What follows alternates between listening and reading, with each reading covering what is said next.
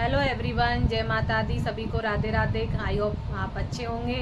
तो चलिए हम बात करते हैं। अभी नवरात्रि चल रही है। पहले दिन माता रानी की स्थापना हुई थी। 9 दिनों तक माता रानी की पूरी विधि विधान से पूजा पाठ आप लोग करते आ रहे हैं। तो आप भी जानते हैं अब 9 दिन की पूजा समाप्त होने के बाद आएगा 10वीं का दशहरा। तो 10वीं के दशहरे के दिन रावण का अंत होगा और राम भगवान की विजय होती है। इस दिन बुराई पर अच्छाई की जीत होती है, ये आप जानते हैं। बट मैं इस टॉपिक पर बात ना करके मैं कुछ स्पेशल एक टॉपिक लेकर आई हूँ जिस पर मुझे बात करनी है। बट मैं थोड़ा सा समझा देती हूँ आपको कि 10वीं के दशहरे के दिन सुबह के टाइम में कुछ लोग राम भगवान की पूजा करते हैं और कुछ लोग रावण की पूजा करते हैं। अब आप कहेंगे कि रावण की पूजा तो पॉसिबल नहीं है, बट पॉसिबल है। कुछ जगहों पर रावण की पूजा की जाती है। वो इसलिए की जाती है क्योंकि आप भी जानते हैं कि रावण एक ब्राह्मण था और बहुत ही ज्ञानी था। इसी उसके ज्ञान के कारण ही उसकी पूजा कुछ लोग करते हैं सुबह के टाइम पर दशहरे के दिन, और फिर शाम को उसका दहन करते हैं, अग्नि दहन किया जाता है क्योंकि उसने बुरे काम किए थे। तो इसलिए शाम के टाइम उसको जलाया जाता है। और कुछ जगह पर राम भगवान की पूजा की जाती है। वो तो अपनी अपनी मान्यता होती है। मैं इस टॉपिक पर नहीं जाऊँगी। मेरा दूसरा टॉपिक है। मेरा टॉपिक ये है कि 10वीं के दशहरे के दिन वह कौन सा पौधा है जिसकी पूजा की जाती है पूरे विधि विधान के साथ। तो वह पौधा है शमी का पौधा, जिसकी पूरे विधि विधान के साथ दशहरे के दिन पूजा करना बहुत ही शुभ माना जाता है। शमी का जो पौधा है वो शनि देव को बहुत प्रिय लगता है। उनका प्रिय पेड़ है, वो प्रिय पौधा है।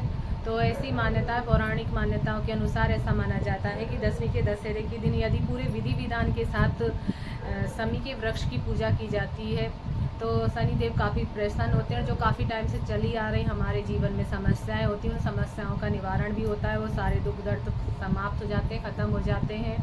और एक मान्यता ये भी है कि पांडवों ने 10वीं के दशहरे के दिन ही शमी के वृक्ष की पूजा पाठ पूरी विधि विधान के साथ की थी, और जो उनके अस्त्र शस्त्र से उनको शमी के वृक्ष के अंदर छिपाया था। और कोई भी व्यक्ति या कोई भी इंसान 1 साल तक उनको ढूंढ नहीं पाया था। उनको मालूम भी नहीं चला था कि पांडवों ने अपने अस्त्र शस्त्र कहाँ पर छिपा कर रखे हैं। तो इस मान्यता के अनुसार भी शमी के वृक्ष की पूजा पाठ की जाती है। वैसे तो शमी की पूजा पाठ रोज़ाना करना चाहिए, शुभ रहता है। और शनिवार के दिन तो स्पेशली करनी ही चाहिए। मंगलवार या शनिवार या दोनों दिन भी कर सकते हैं। रोज़ाना करते हैं तो काफ़ी अच्छा रहता है। मेरे घर में भी लगा हुआ है, मैं तो डेली पूजा पाठ करती हूँ। आपको भी करनी चाहिए शमी के पौधे की पूजा पाठ। और हमारे शास्त्रों के अनुसार, हमारे पुराणों के अनुसार एक मान्यता ये भी है कि 10वीं के दशहरे के दिन अगर शमी के पौधे को घर में लाकर लगाया जाता है तो बहुत ही शुभ रहता है, बहुत ही फलदायी रहता है। और शमी का पौधा लगाना भी चाहिए। अगर मान लीजिए आप 10वीं के दशहरे को नहीं लगा पाते तो आप किसी भी शनिवार या मंगलवार को भी लगा सकते हैं। और इससे शुभ क्या होगा, अभी देखिए 10वीं का दशहरा आ रहा है, उस दिन शनिवार भी है और 10वीं का दशहरा भी है। दोनों स्पेशल, बहुत ही ज़्यादा स्पेशल कॉम्बिनेशन बन रहा है दोनों दिनों का। तो इस दिन अगर आप अपने घर में शमी का पौधा लगाते हैं तो आपके लिए तो डबल फलदायी होगा ये पौधा लगाना, क्योंकि 10वीं का दशहरा भी है और शनिवार भी है उस दिन। तो आप ज़रूर से ज़रूर 10वीं के दशहरे के दिन आप शमी का पौधा लगाएं ज़रूर, बहुत ही फलदायी होगा। देखना, स्पेशली कुछ ना कुछ डिफरेंट आपकी लाइफ में ज़रूर होगा अगर आप सच्चे मन से श्रद्धा भाव से पूजा पाठ करेंगे तो।